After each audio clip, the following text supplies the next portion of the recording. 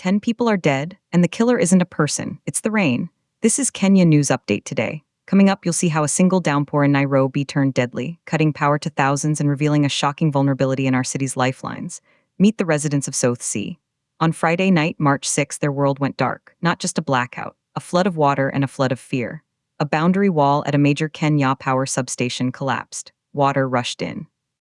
And the lights went out across entire neighborhoods. But here's the twist. This wasn't just an inconvenience. It was a matter of life and death. And then, something shocking happened. The power outage was just the beginning. Nairobi Police Commander George Seda reported that 8 people were swept away by raging floodwaters. Some were inside their cars when the currents carried them off the roads. The commander added that at least 71 vehicles were left stranded across the city as major roads became impassable. But here's the part that will blow your mind. 2 more fatalities were linked to separate electrocution incidents. Power lines, downed by the storm, turned water into a lethal conductor. Senator Edwin C. Funa suggested the death toll could be even higher, noting more people may be trapped beneath the floodwaters.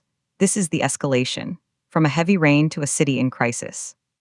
Kenya Power and Lighting Company deployed technicians immediately. Their South Sea substation was underwater.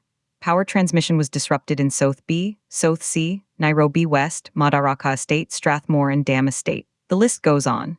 Langata, Wilson Airport, Carnivore, Kenyatta Market, Ngumo Estate, Industrial Area, Uhuru Gardens. A massive swath of the capital plunged into darkness. The company issued a statement. Kenya Power extends its deepest sympathies to all the families and communities affected. They assured that restoration was underway. Engineers were on site assessing the damage to electrical equipment before embarking on repairs. And here's what nobody's talking about. The company said they would connect other areas to adjacent power stations during the course of the repairs. A temporary fix for a permanent problem. Our engineers are already on site, carefully assessing the damage, the statement read.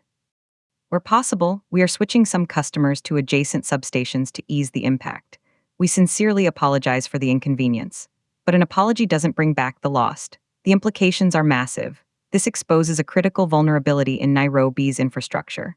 One storm can cripple power for thousands and claim lives in multiple ways.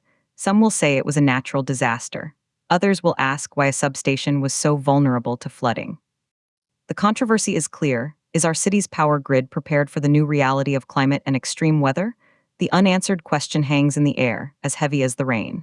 If one substation failing can do this, what happens next time? Do you think Kenya Power could have done more to prevent this tragedy? Drop your take in the comments.